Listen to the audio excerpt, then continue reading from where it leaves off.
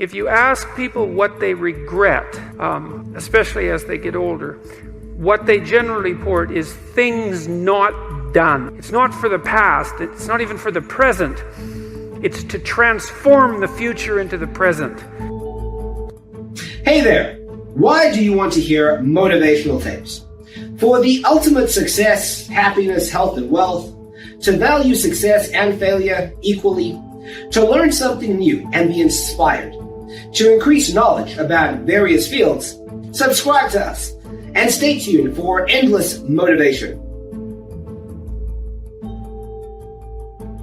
We build circuits within us for habitual action that we've practiced many times that seem to run in a very deterministic fashion.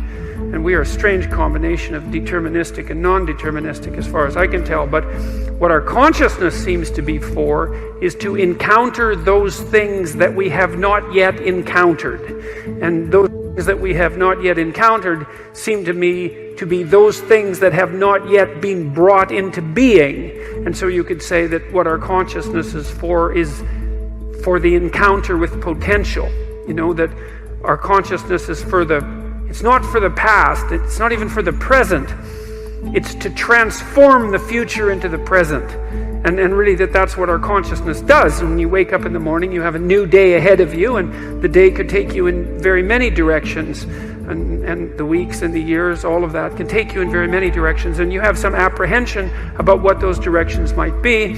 You have some apprehension about what role your choices might make in transforming that potential into one form of actuality or another. I mean, you certainly know that there are dreadful mistakes that you might be very tempted to make that would produce all manner of hell around you and still be tempted to do it. It seems like it's sitting there right in front of you as a possibility. You also know that, you could haul yourself up out of bed and attend to your duties and do the sorts of things that you're supposed to and set a few things right that day and that week, and that likely things would at least not be worse, and they would probably be better. And I do believe that I don't understand how this can be the case. I don't understand how it is that consciousness can function in that way, because I think to understand that, we would have to understand what it means for the future to be only potential rather than actuality. And who the hell understands that? I mean, no one. And then we'd have to understand how it is that our conscious choices and our conscious ethical choices transform that potentiality into actuality, into reality, into the present and the past. And we certainly act as if we believe that that's what we do. Socrates said that he had a daemon, and by which he meant an internal voice. And he said that he always listened to it. And that was what made him different from other people, that he always listened to this voice. And the voice didn't tell him what to do. It told him what not to do. And when the Delphic Oracle proclaimed that Socrates was the wisest man in Greece, in Athens and in Greece, one of the reasons Socrates attributed her decision to deem him the wisest man was because, well, she said he knew nothing, but he knew in part that he knew nothing, at least in part because he was always listening to the voice of his daemon, his internal conscience. And then I just found out the other day that the word democracy comes from the same root, which is really interesting. Like, I had no idea that was the case, because what it suggests, it's so fascinating looking at how words are related to one another historically, because you find strange connections between ideas that you would never imagine, and sometimes they're unbelievably profound. And so what happened historically is that, so there was the concept of the Socratic daemon. Now, it was the daemon that Socrates listened to when he decided that he was not going to run when the Athenians decided that they were going to put him to death. The Athenian aristocrats, right? Because they thought that he was corrupting the youth by talking to them and telling them the truth. And I suppose that's certainly grounds for chasing someone out of your town. Anyways, they gave him plenty of notice because they didn't really want to kill him. They just wanted to get the old goat the hell out to some other city where he could cause trouble there. And his friends were, making plans to scurry him away from Athens. And he went out and consulted his daemon, and it told him not to leave. And that was a big shock to Socrates because, of course, he didn't want to die. And but yet he had decided that he was always going to follow the dictates of the daemon. And so he did something that only a philosopher would do, was reversed his assumptions. He thought, oh, well, I was afraid of dying, and my daemon said, stick around, and so I must be wrong. It must be worse to risk not following that internal voice than to risk this form of death, which is a question you have to really wrestle with, and one his friends weren't very happy about. But in any case, he didn't run, and we have two good court-like documents attesting to that, one written by someone named Xenophon and the other by Plato.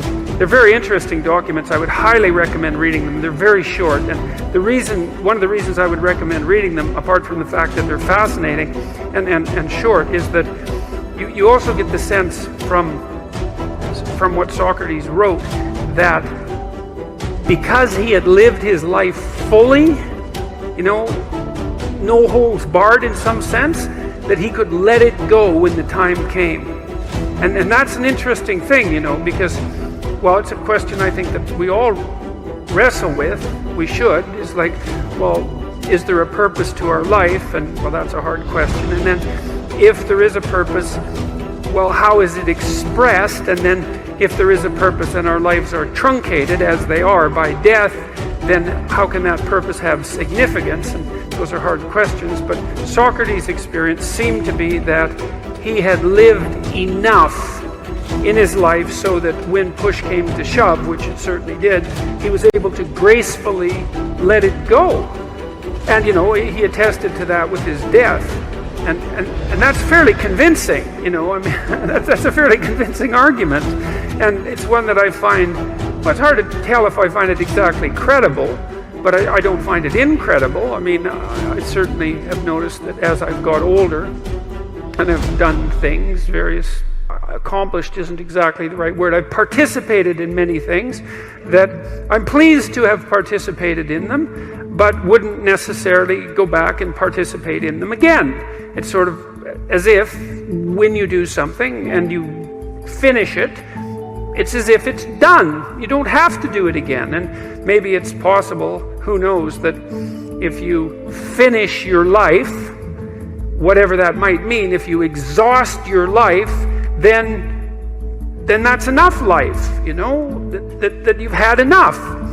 And that doesn't mean that I try not to keep myself healthy and that I want to die tomorrow. It doesn't mean any of that. I'm trying to stick around as long as I can, but there's still that curiosity about the relationship between life and mortality, and the possibility that a life well lived exhausts itself in some fundamental sense, so that you can be satisfied, let's say, with what you were. There is some psychological evidence that bears on this. If you ask people what they regret, especially as they get older, what they generally report is things not done. So they don't regret so much mistakes they've made, although, of course, people obviously regret mistakes they've made as well. So they don't exactly regret sins of commission, right? Errors that they've actively made. They torment themselves for opportunities that had presented themselves that they did not, let's say, exploit or engage in. And I think that's worth thinking about too, because one thing that I have become convinced about with regards to human consciousness, which I think is equivalent to the spark of divinity in some sense that our fundamental stories insist has been placed within us is that human consciousness is that faculty that confronts potential itself. Do you have problems in your life that you're not addressing that you could solve? And the answer is yes. And it's an easy thing to figure out. You sit on your bed one morning and say, okay, there's some things that need to be done that I don't want to do, that I could do, that would make things better by the end of the day. What are they? Well, your conscience will deliver those suckers in no time flat, man. And then you might have to say, okay, well, how do I entice myself into doing a few of those? And if you ask, instead of trying to force yourself to do it like you're a tyrant and a slave at the same time, you can usually negotiate with yourself so that you'll start to sort those things out. Sort them out. Put your house in order. And then move out. Move on. And out. Yes. That's a Freudian slip, by the way. Yeah. So it's important because the thing is, you have a practice domain, right? There are things that are within your grasp that you can fix. Fix them. And you'll learn. You'll learn, because it's harder than it looks. Fix them, and you'll learn how to fix things. And then something else will beckon as another problem that you could fix. You know, you all have your problems. What does that mean? Like, there's an infinite number of problems in the world. Some of them happen to be yours. Why is that? I don't know exactly. But you have your problems. Great. Solve them. You know, one of the things I learned as a therapist, every therapist has to learn this, is because one of the things you wonder when you're first starting to be a clinician is how do you not take the catastrophes of your clients home with you? And the answer to that is because it's immoral to. They're not your problems. They're their problems. Like they're their life. You know, your problems are your life. You don't want to solve someone else's problems for them because you take away the deep meaning that's to be found in having them work through the problems on their own. And then you steal the credit. Well, I can help you with that. It's like, well, yeah, maybe, but I don't help you with the next problem then. So, in any case, you sort out the problems that are right in front of you, and it will make you grow very, very rapidly. And then you'll be able to sort out more complex problems without making them worse. That's why a dragon hoards gold. It's like, what's up with that? Well, it'll eat you. And it will. But it has gold. Well, so what do you do about that? Because it's paradoxical demands. Well, what you want to do is face the dragon and get the damn gold. That's what you want to do. Well, you have to be a paradoxical being even to do that. So, you know, in The Hobbit, for example, when, what's his name? Frodo, right? It's Bilbo. It's Bilbo in The Hobbit. You know, he's kind of this little underdeveloped, overprotected Shire dweller, and he's called on a great adventure to go and find the dragon, and he has to become a thief in order to manage it. Well, that's pretty weird, you know. It's like, well, it's because as a good citizen, he's just not enough to conquer a dragon. He has to also become a bad citizen in some sense. He has to incorporate the part of himself that's monstrous, let's say, and develop that and hone it. And that's to say that, well, if you're harmless, you're not virtuous. You're just harmless. You're like a rabbit. A rabbit isn't virtuous. It just can't do anything except get eaten. It's not virtuous. If you're a monster and you don't act monstrously, then you're virtuous. But you also have to be a monster. Well, you see this all the time. Harry Potter's like that too. It's like he's flawed, he's hurt, he's got evil in him. He can talk to snakes, man. He breaks rules all the time. All the time. He's not obedient at all. But, you know, he has a good reason for breaking the rules. And if he couldn't break the rules, him and his little clique of rule-breaking, you know, troublemakers, if they didn't break the rules, they wouldn't attain the highest goal. So it's very peculiar, but it's a very, very, very, very, very common mythological notion. You know, the hero has to be a monster. But a controlled monster. Batman is like that, you know. I mean, it's everywhere. It's the story you always hear. Meaning, you have to be more precise. I feel like well, that's a good question, you know, because one question is, you know, you're kind of implicitly moral insofar as you're socialized. But that's sort of procedural. It's just built into you. This is different. This is also becoming conscious of it and expanding out your personality into dimensions that it wouldn't normally occupy. So this happens to people all the time. So, for example, lots of my clients, my clinical clients, are too agreeable. And they're generally women, because women are more agreeable than men, but not always, because I've had agreeable men as clients as well. And what happens is they're resentful and they don't know how to stand up for themselves, and it's because they're very compassionate by nature. And so if you're entering into a negotiation with them, they'll let you win. Well, that's not so good, because you need to win too, especially if you're in an organization of adults where there's a struggle, right? When you have kids, you can let them win, especially infants. You have to let them win, and that's partly why compassion is so necessary. But as a basis for negotiation between adults, it's like, sorry, it's insufficient. You have to be a bit of a monster so that you can say no. And so a lot of what you do in psychotherapy is treat people's anxiety and depression. That's a huge chunk of it. Help them straighten out the way they think. That's a huge chunk of it. But another chunk of it is, well, let's toughen you up. Let's put you in a position where you can bargain. Let's teach you how to assert yourself and stand up for yourself. And that's assertiveness training. And it's a huge chunk of psychotherapy. And you need to learn it. It's like, because part of how you regulate your interactions with other people is to negotiate. And you cannot negotiate unless you can say no. You can't do it. And it causes conflict to say no, and if you don't like conflict, which is basically the definition of being agreeable, then you can't tolerate the conflict, and so then you can't negotiate on your own behalf, and so then you keep losing, and you're bullied, and it's not good. Then you get resentful, and it's really not good. So you have to develop your inner monster a little bit.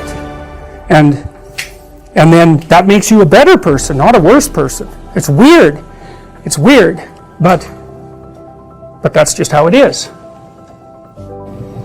Is there a way to find your true passion, or is that just a cliche? Well, it's definitely a cliche, and it's the sort of thing that actually annoys me quite a lot about New Age thinkers, and I would more or less put Joseph Campbell in that category.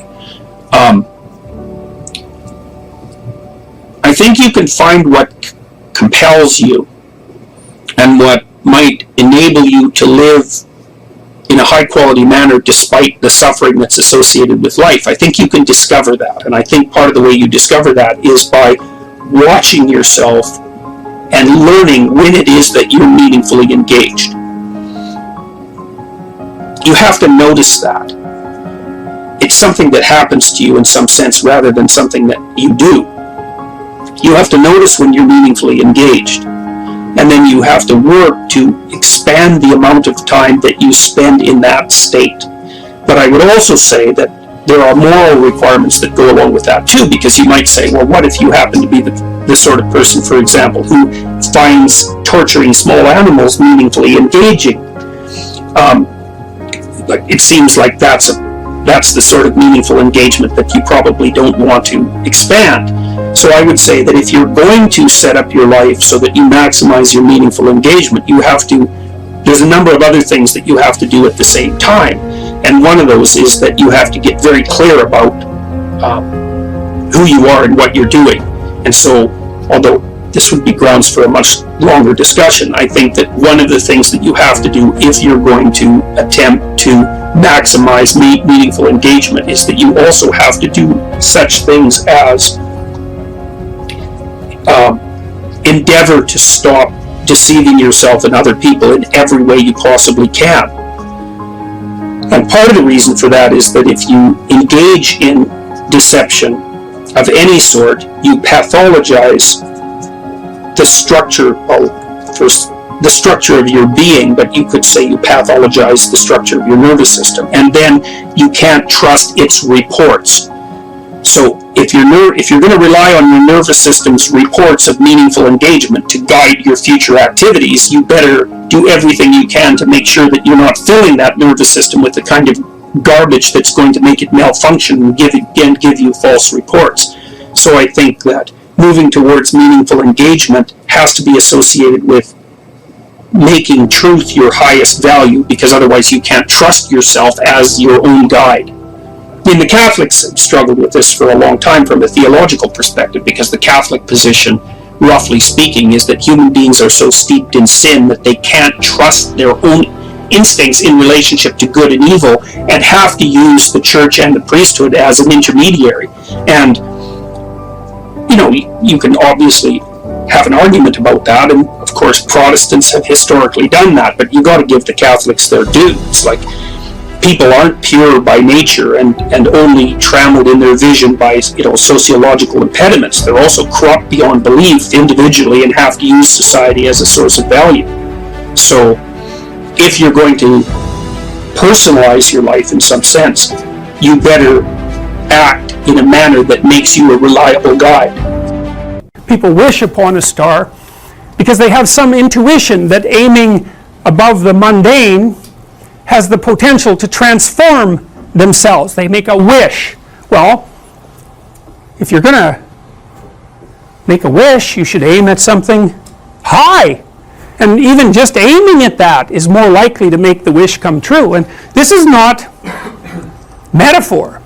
You know, I have this program, which you guys are going to do, called the Future Authoring Program. It's one of two assignments. One is that you write an autobiography. That's the past authoring. The other is that you write a plan for the future. That's the future authoring. I would recommend that you get started on those right now. Like, not right now, but like really soon, because they're harder than you think. And some of you are going to write like 15,000 words. You're going to get sucked right in. This happens all the time. You're going to get sucked right into it. And so you write an autobiography because you need to know where you are and who you are right now. Because how the hell are you going to plot a pathway to the future unless you know where you are? And then you need to write about the future, because you aren't going to hit something unless you aim at it. That's for sure. And lots of times people won't aim at what they want because they're afraid. The reason they're afraid is because if you specify what you want, you've specified your conditions of failure. You know when you fail. And it's better just to keep it foggy. It's like, well, I don't know if I'm succeeding or failing, but, you know, I can't really tell. Well, great, except you can't hit anything you don't aim at. And so the future authoring program is like it's an attempt to have you articulate your character. And so is the past authoring program. Who are you? And, you know, the past authoring program, it asks you to break your life into epochs and then to write about the emotional, you know, the things that you regard as important events that have shaped who you are. And, you know, you may find that some of that writing makes you emotional. And I would say, if you have a memory that's more than 18 months old, roughly speaking, and when you bring it to mind, it has an emotional impact, especially a negative emotional impact. It's like part of your soul is stuck back there. And I know that's a metaphorical way of thinking about it, but what I mean is that the reason that you still experience the emotion is because you have not solved the problem that situation faced you with. It might be a real problem, like maybe you got tangled up with someone who was really bad, and that's rough, man, because you've got to come up with a theory of malevolence to deal with something like that, and that's no joke. But if it still produces emotion, it means you haven't solved the problem, and your brain is still tagging it as threat. It's a part of your territory that you did not master. Threat, threat, threat, threat, threat. And until you take it apart, and articulation really helps that, writing really helps that, then you're not going to free yourself from its grip. And that might not be that pleasant. I mean, this is one of those situations where doing it tends to produce a decrement in people's mood in the short term, but quite radical improvements 3 to 6 months down the road. You know, and it's often the case that you unfortunately have to do something you don't want to do in order to progress. It's very, very common. So, and the future authoring program asks you about different dimensions of your life. Like, because you can think of yourself as a personality inside your head, but you're nested in systems that transcend you, and they're just as real as whatever's in your head. It's like, well, what do you need for life? Well, that's pretty easy, actually. Some friends, that's a good thing. Intimate relationship, that's a good thing. A family, you know, either the one you're going to produce or the one that you come from, where people, to some degree, love and care for one another. That's a good thing to work on. You need you need some plan for your career. You've got to fit in somewhere that people regard as important and that they'll trade with you so that you can live. You need something worthwhile to do with the time that you're not at work, and you need to pay attention to your mental and physical health, and you need to regulate your use of substances, which is a strange one, but alcohol does lots of people in, so it's worth thinking about. That's why we put it in there. So then it's like, okay, what the hell do you want? What do you want from your friends? What do you want from your family? What do you want from your career? If you could have what you wanted, and that's what the program asks you, 3 to 5 years down the road, you get to have what you want. Now, I'm assuming that you're going to approach this like, reasonable adults and not like 13-year-old dreamers. I think I want the most expensive yacht in the world. It's like, fine, but, that isn't really what, it's supposed to be more concentrating on your character. And so then it asks you to write for 15 minutes without thinking too much about grammar or sentence structure, or any of that, about what your life could be like 3 to 5 years down the road if you were treating yourself like someone you cared for and you were helping them figure out what they wanted. And then it asks you to do the same thing in reverse, which is to think about the ways that you're radically insufficient and your faults. And everyone knows this, I think, maybe not, but everyone has a sense of if they were going to degenerate, how they would do it. Some people would be an alcoholic, some people would be a street person. It's like there's some doom thing out there that's got your name on it if you're particularly incautious and, don't and let things fall apart. So I want you to write about that. What do you not want to have happen in 3 to 5 years? And there's psychological reasons for this. One is, if you have something to aim for, that's a source of positive emotion. Because your positive emotion is mostly generated by evidence that you're moving towards something that you value. It's not generated so much by accomplishing something. Because when you accomplish something, you're just left with the problem of whatever you're going to do next. So you graduate from university, it's like, hooray! One day you're at the peak of your undergraduate university career. The next day you're unemployed and looking for a bad job at Starbucks. So, well, you see what I mean. It's that, one problem that you solve is replaced by another problem. And so the idea that you're going to be happy when you solve all your problems is like, good luck with that theory. But if you're aiming at something worthwhile, and you really believe it's worthwhile, and you've thought it through, so that you're not weak, you've got your damn arguments mustered, then when you make progress, even a little bit, you think, hey, that's all right, and you get a little kick, a little dopamine kick, and that's what you want, because that's where your positive emotion comes from. You can use cocaine if you want, but that tends to have relatively detrimental medium to long-term consequences. But it activates the same system. So you have to be aiming at something, and you should be aiming at something that's realistic, that you want, that you could get, like not easily, because if it's easy, in some sense you've already got it. It's got to push you. That's part of the pleasure, actually, because there's two things that you want to do when you're pursuing something that's important. And one of them is to get the thing that's important, but the other is to make yourself better at pursuing things, right? So you can get both of those at the same time. You're aiming at something and you're increasing your competence. It's like, that's a good deal. That's a good deal. And there's a lot of intrinsic meaning to be felt in that. And then in the second half of the program, you write out a plan for how you're going to do it and how you're going to keep yourself on track. And you're going to write about why it would be good for you if you did this, and why it would be good for your family, and what possible benefits it would have to the community.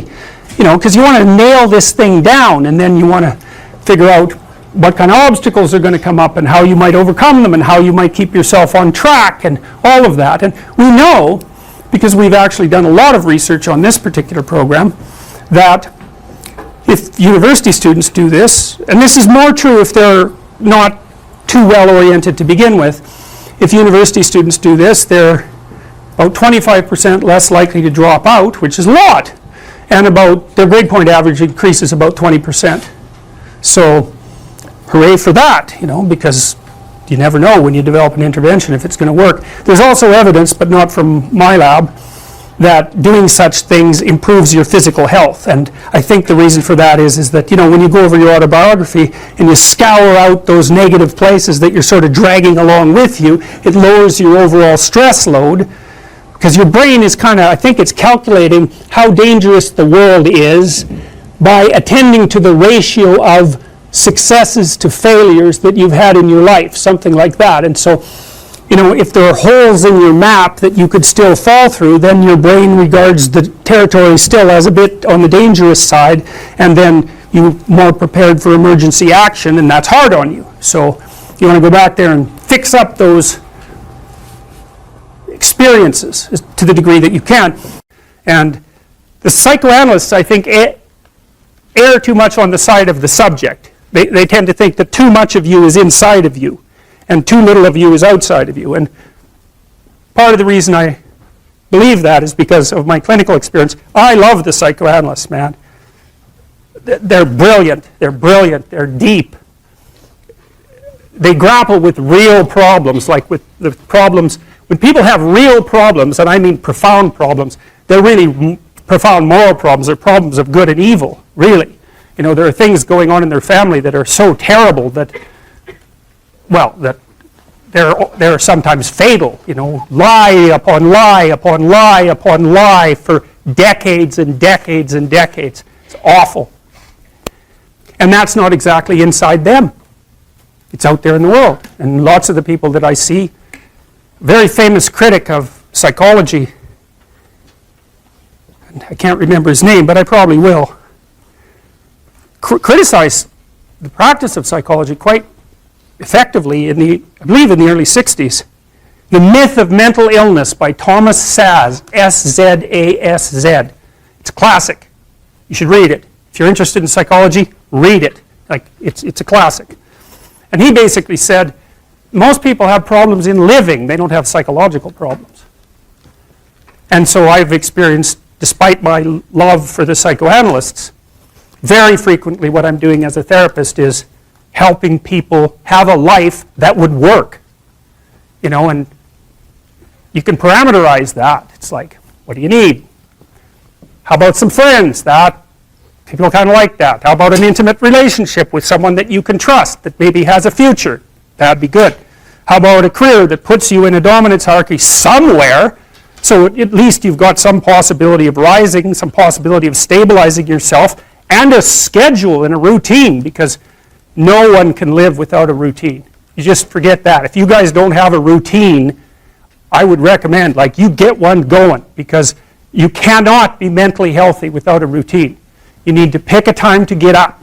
Whatever time you want, but pick one and stick to it, because otherwise you dysregulate your circadian rhythms and they regulate your mood. And eat something in the morning. I've had lots of clients who've had anxiety disorders. I had one client who was literally starving. A very smart girl. There was very little that she liked. She kind of tried to subsist on half a cup of rice a day. She came to me and said, I have no energy. I come home, all I want to do is watch the same movie over and over. What, is that weird? And I thought, well, it depends on how hard you work. It's a little weird, but whatever. It's familiar. You're looking for comfort. So I did an analysis of her diet. It's 3/4 of a cup of rice. It's you're starving. Eat something. You'll feel better. So she modified her diet, and all her anxiety went away, and she had some energy. It's yeah, you got to eat. So a schedule, that's a good thing, man. Your brain will thank you for it. It will stabilize your nervous system. With a bit of a plan, that's a good thing. You need a career. You need something productive to do with your time. You need to regulate your use of drugs and alcohol, most particularly alcohol, because that does in a lot of people. You need a family, like the family you have, your parents and all that. It'd be nice if you all got along. You could work on that. That's a good thing to work on. And then, you probably need children at some point. And that's life. That's what life is. And if you're missing, you may have a good reason to not be operating on one of those dimensions. It's not mandatory. But I can tell you that if you're not operating reasonably well on 4, I think I mentioned 6, if you're not operating reasonably well on at least 3 of them, there's no way you're going to be psychologically thriving. And that's more pragmatic in some sense than psychological, right? Human beings have a nature. There's things we need. And if we have them, well, that's good. And if we don't have them, well, then we feel the lack. And so behaviorists, behavioral psychologists concentrate a lot more on that sort of thing. You know, it's practical. It's like strategizing. Make a career plan. Figure out how to negotiate, because that's bloody important. Figure out how to say what you need. Figure out how to tell the truth to people. Figure out how to listen to your partner in particular, because if you listen to them, they will actually tell you what they want. And sometimes you can give it to them, and maybe they'll return the favor. And if you practice that for like 15 years, well, then maybe you're constantly giving each other what you want. Well, hooray, that would be good. And then there's 2 of you under both circumstances, and it's better to have 2 brains than 1, because people think differently because of their temperament mostly. And so the negotiation is where the wisdom arises, and it's part of the transformation, the psychological transformation that's attendant on an intimate relationship, and one of the fundamental purposes of a long-term intimate relationship. You know, there are remarkable people who come into the world from time to time, and there are people who do find out over decades-long periods what they could be like if they were who they were, if they spoke their being forward. You know, if you take people, and I've told you this, and you expose them voluntarily to things that they are avoiding and are afraid of, you know, that they know they need to overcome in order to meet their goals, their self-defined goals. If you can teach people to stand up in the face of the things they're afraid of, they get stronger.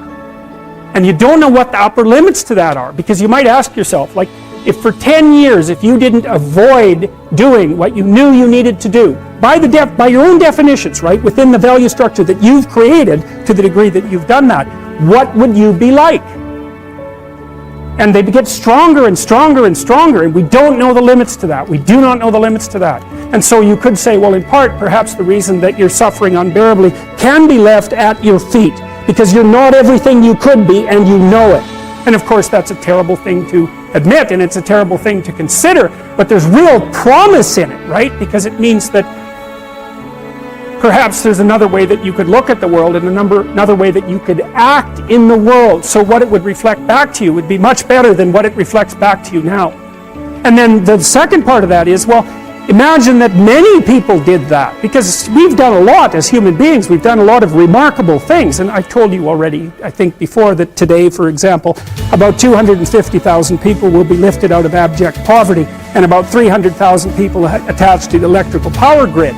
We're lifting people out of poverty collectively at a faster rate that's ever occurred in the history of humankind by a huge margin. And that's been going on unbelievably quickly since the year 2000. The UN had planned to have poverty between 2000 and 2015, and it was accomplished by 2013. So there's inequality developing in many places, and you hear lots of political agitation about that. But overall, the tide is lifting everyone up, and that's a great thing. And we have no idea how fast we can multiply that if people got their act together and really aimed at it. Because, you know, my experience is with people that we're probably running at about 51% of our capacity. I mean, you can think about this yourselves. I often ask undergraduates how many hours a day you waste, or how many hours a week you waste. And the classic answer is something like 4 to 6 hours a day. You know, inefficient studying, watching things on YouTube that not only do you not want to watch, that you don't even care about, that make you feel horrible about watching after you're done. That's probably 4 hours right there. You know, you think, well, that's 25 hours a week, it's 100 hours a month, that's 2.5 full work weeks, it's half a year of work weeks per year.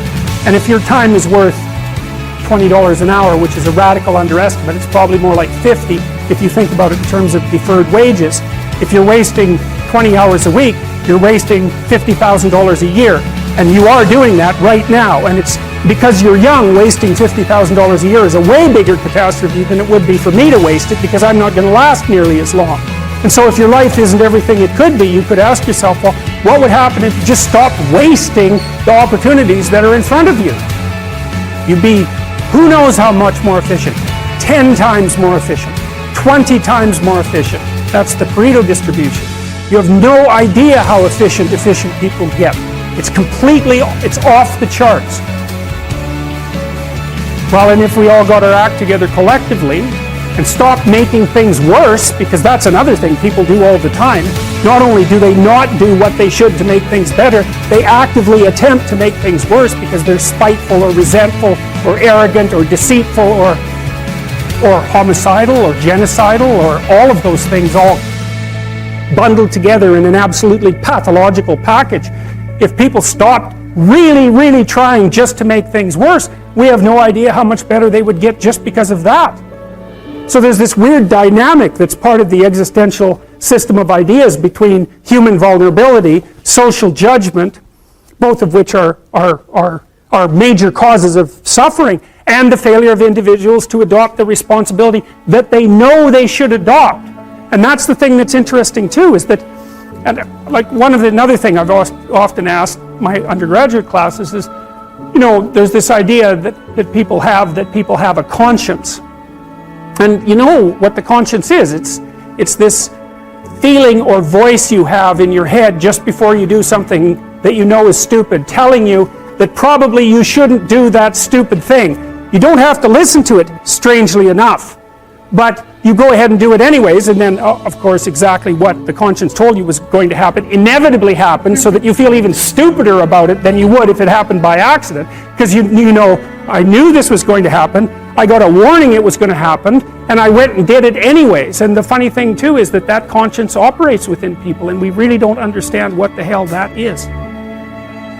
So you might say, well, what would happen if you abided by your conscience for 5 years or for 10 years? What sort of position might you be in? What sort of family might you have? What sort of relationship might you be able to forge? And you can be bloody sure that a relationship that's forged on the basis of who you actually are is going to be a lot stronger and more welcome than one that's forged on the basis of who you aren't. Now, of course, that means that the person you're with has to deal with the full force of you in all your ability and your catastrophe, and that's a very, very difficult thing to negotiate.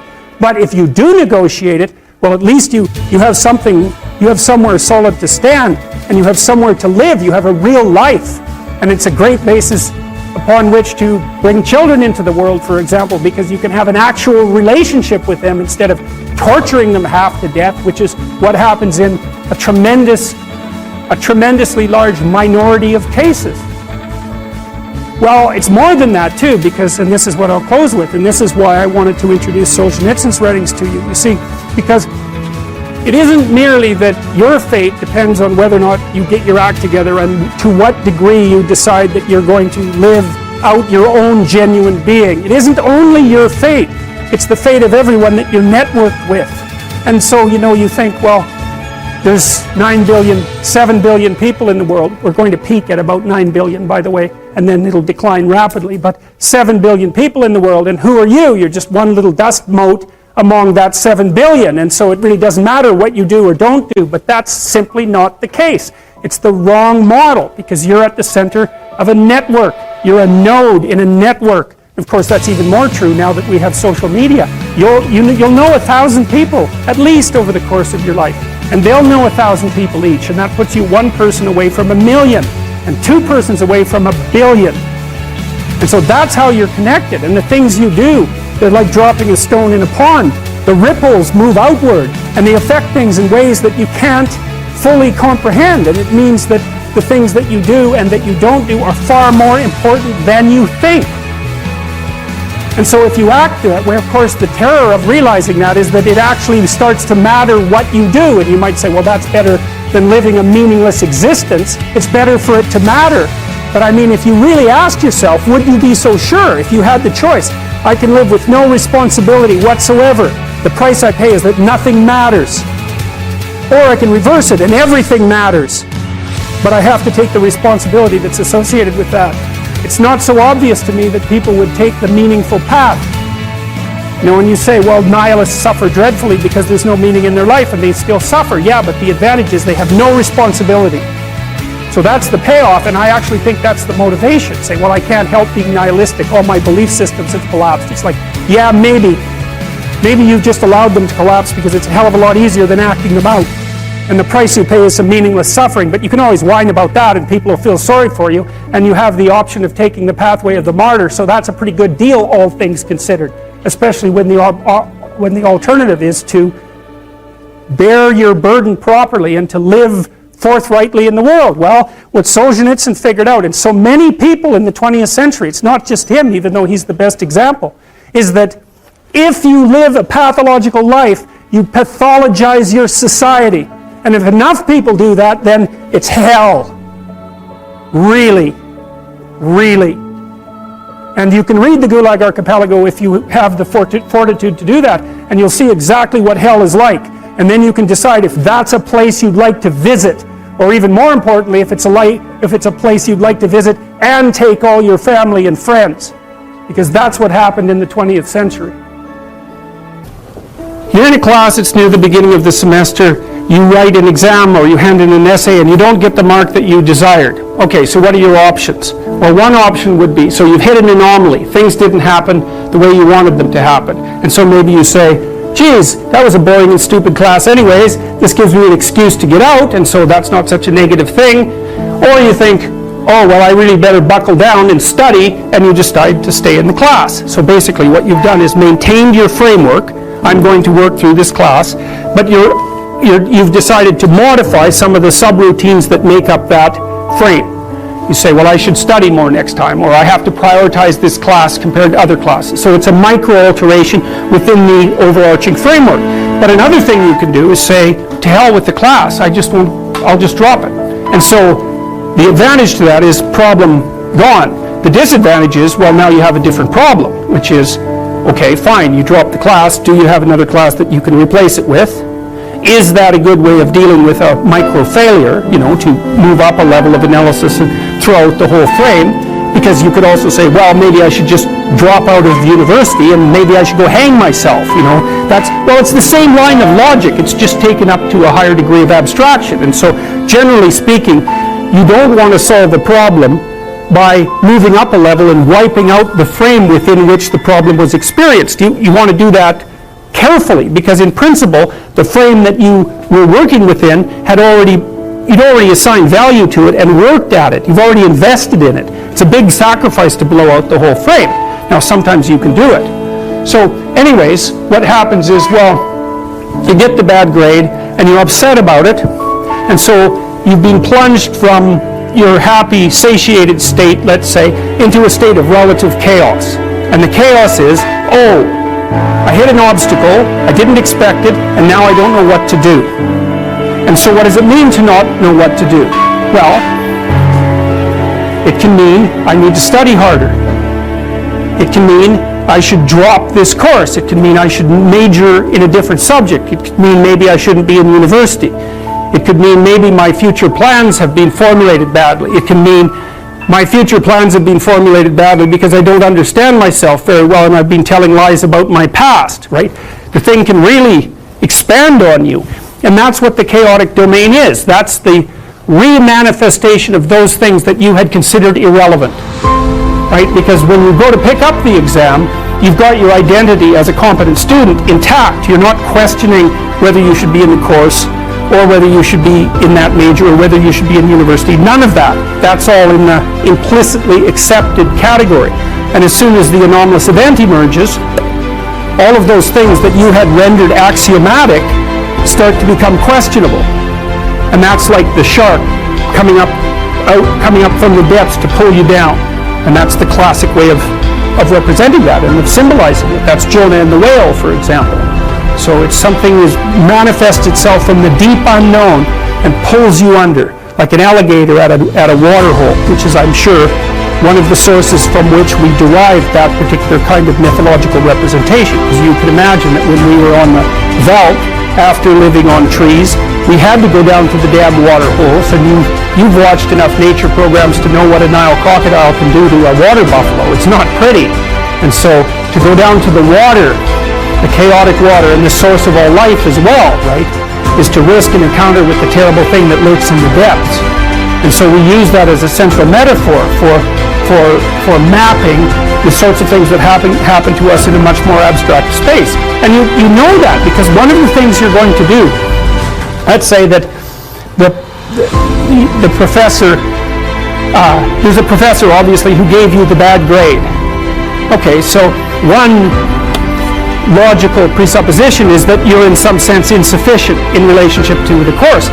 But another logical and instantaneous categorization is to throw that person into the category of malevolent predator.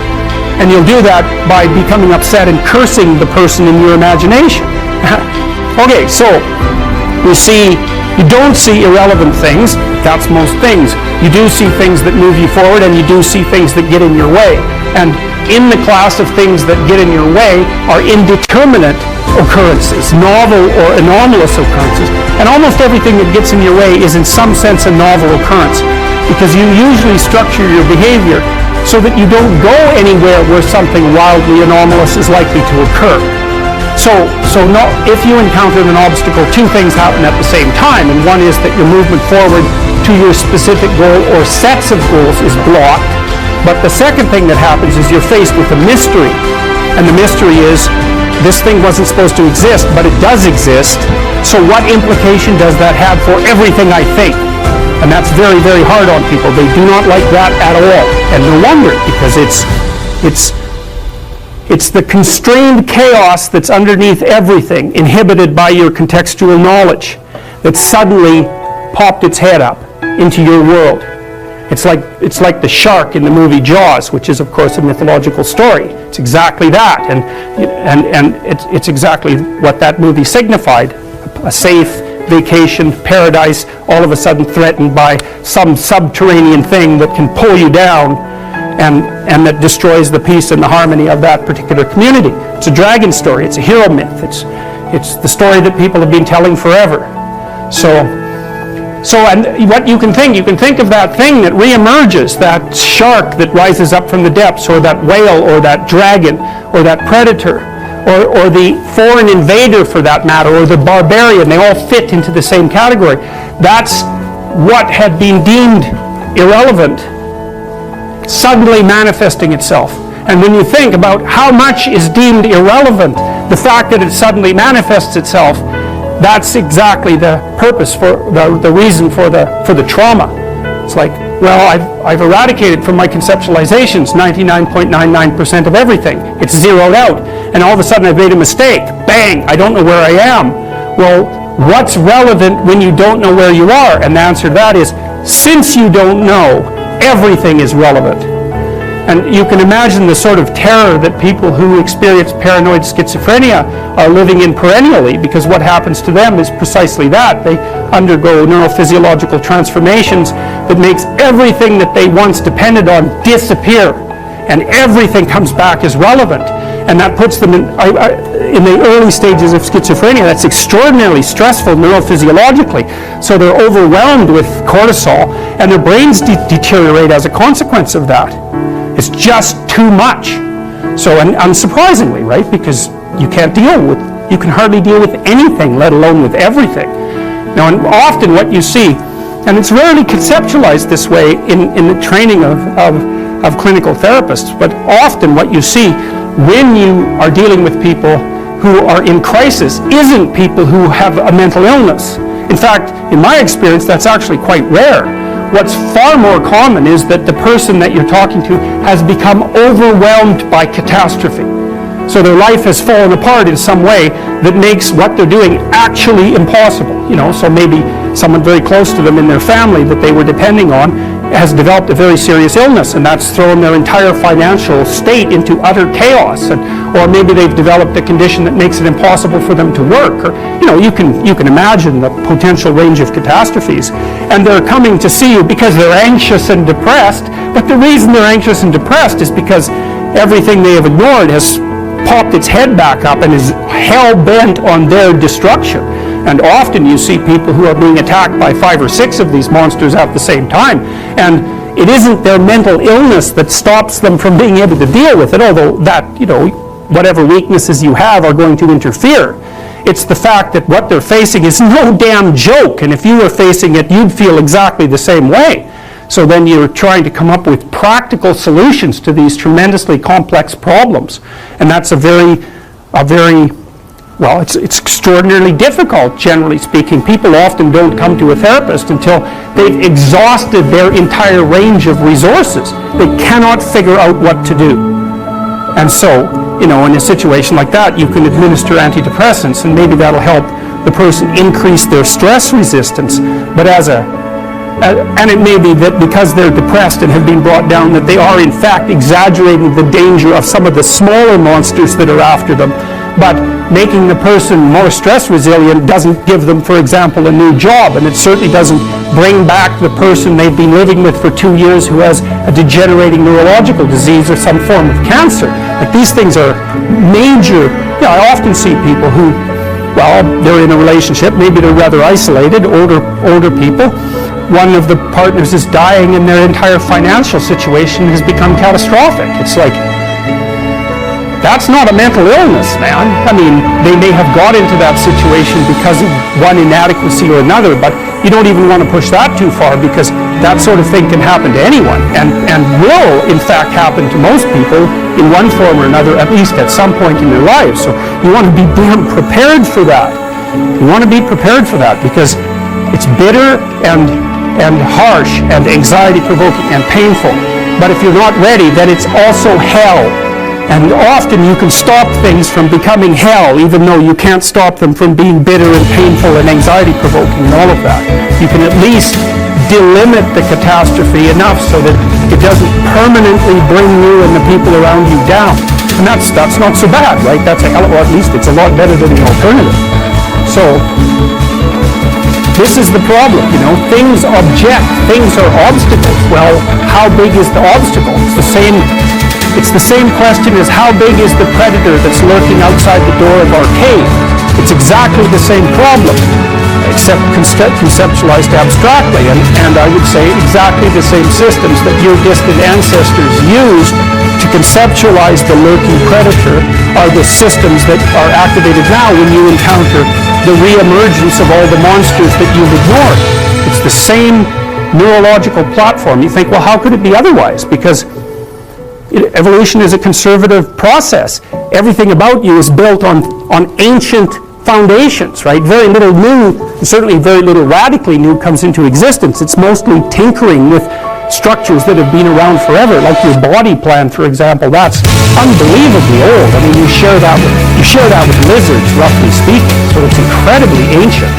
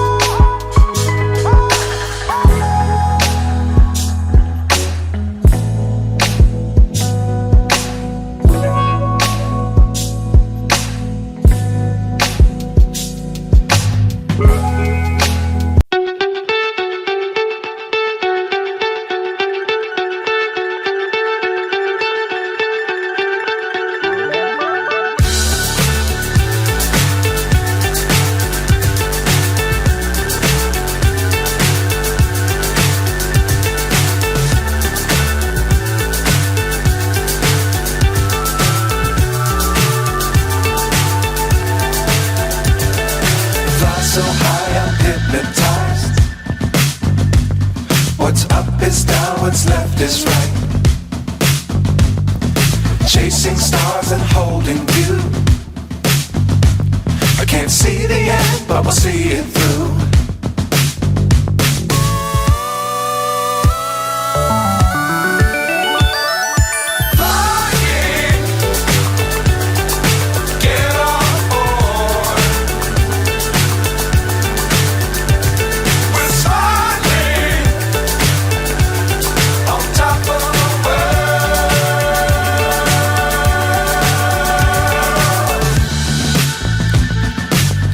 Times don't fly too high.